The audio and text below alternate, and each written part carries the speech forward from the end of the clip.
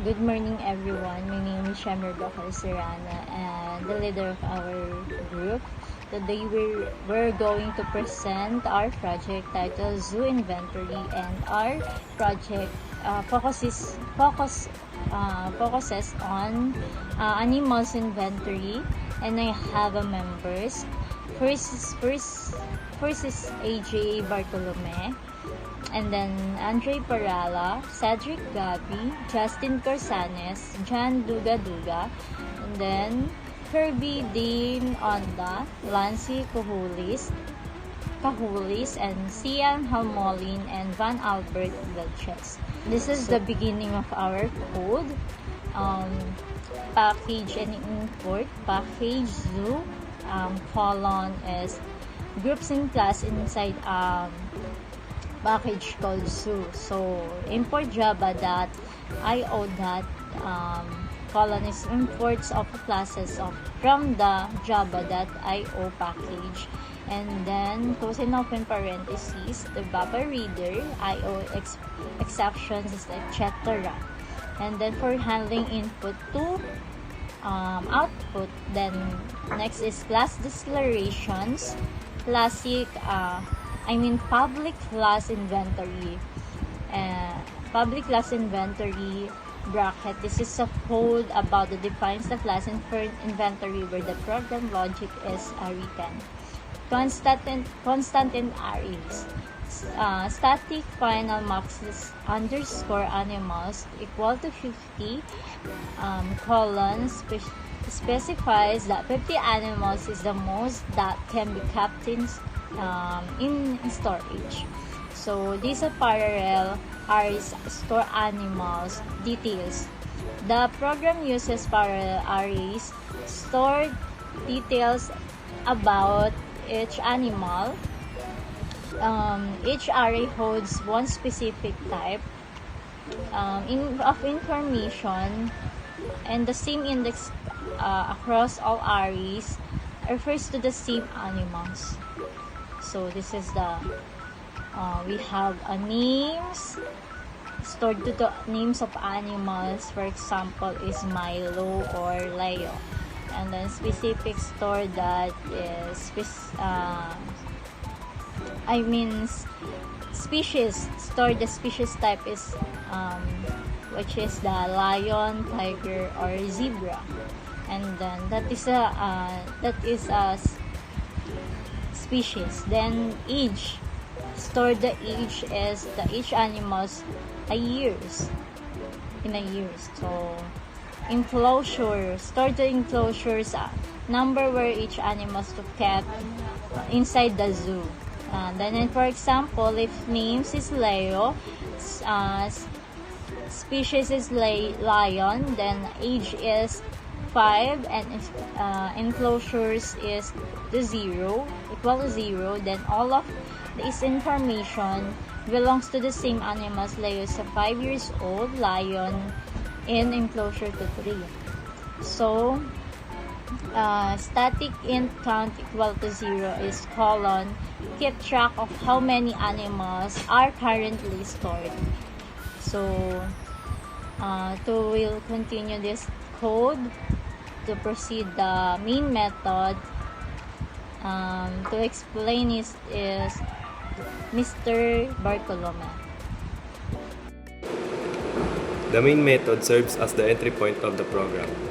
It begins execution when the program starts, and it declares throws IO exception to properly handle any input or output errors that might occur while reading user input.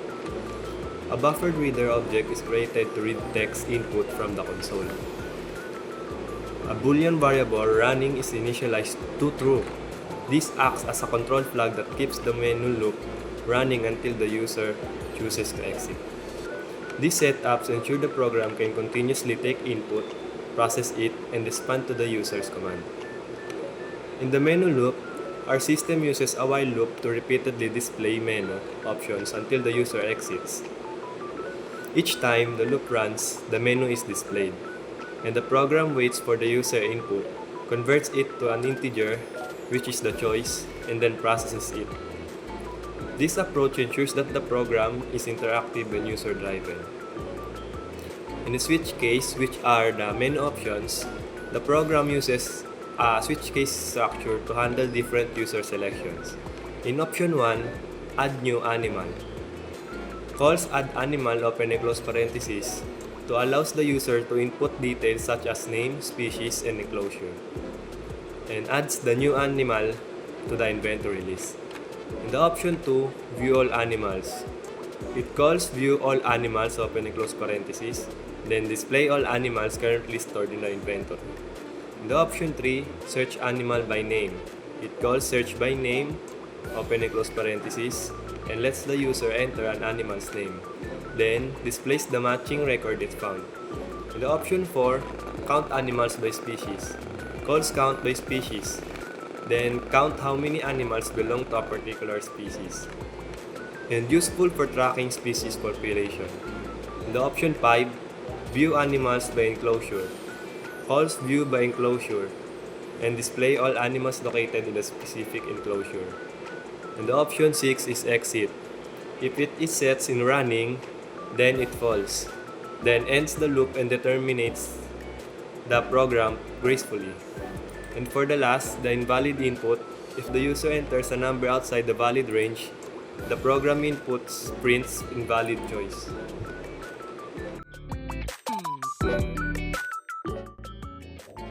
Greetings, I am Andre Vincent Palala, and in this line of code, the user will ask to enter the enclosure number, which should be between 0 and 4.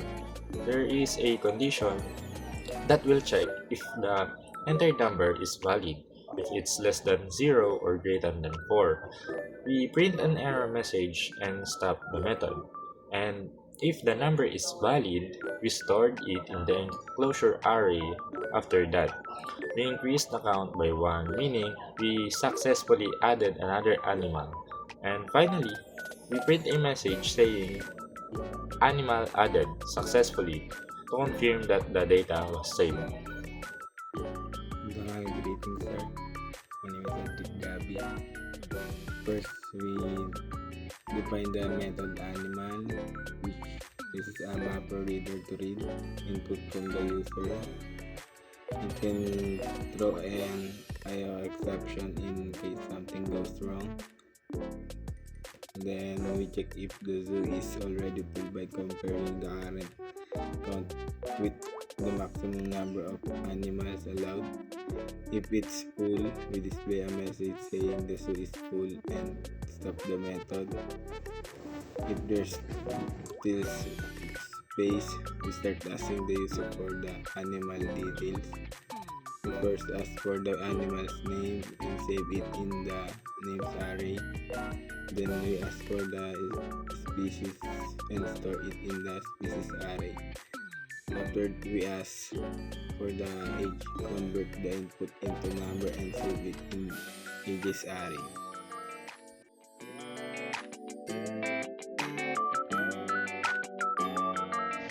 Long greetings, I'm Kirby Dane Bionda. So this method shows a list of all animals currently stored.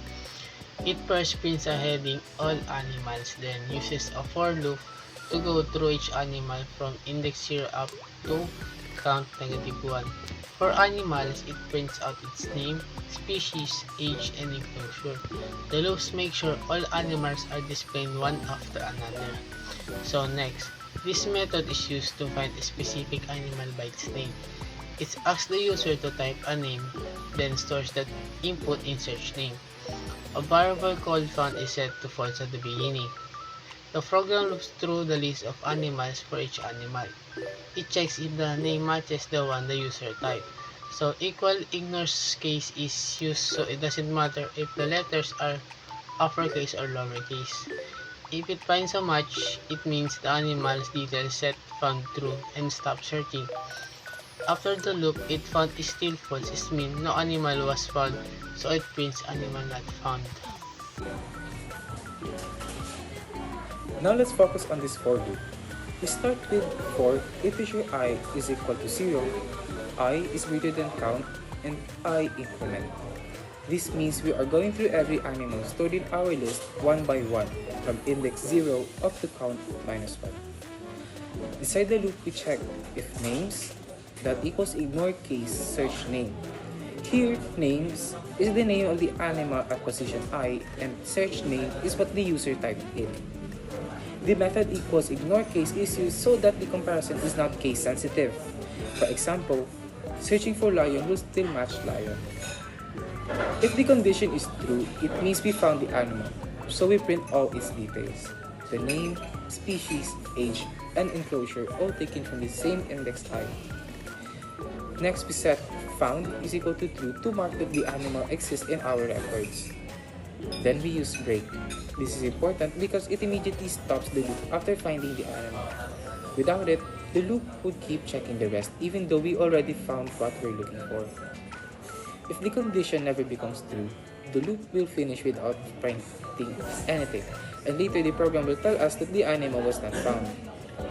So in short, this loop is doing a linear search, so the array of animal names, it checks each one until it finds a match and then it stops.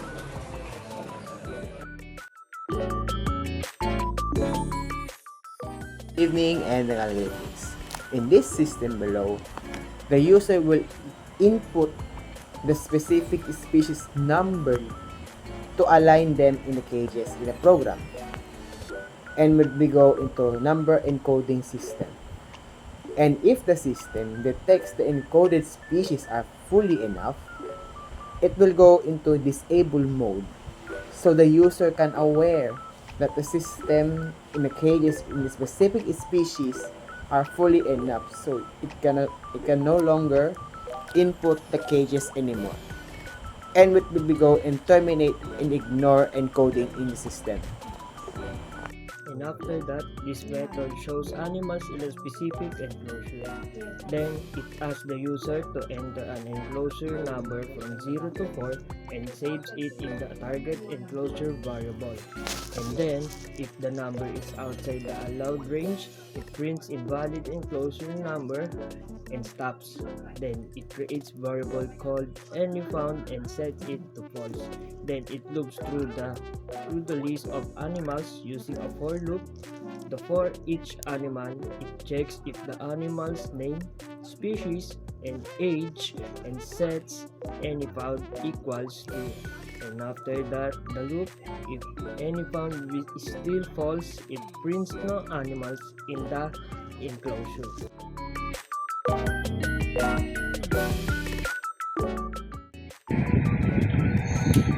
This method shows a list of all animals currently stored. It first print our heading all animals, then it uses for a loop to go through each animal from index 0 up to count 1. For every animal, it prints out its name, species, age, and enclosure. The loops make sure all animals are displayed one after another. Hi, I'm Van Albert. So this method is used to find a specific animal by its name.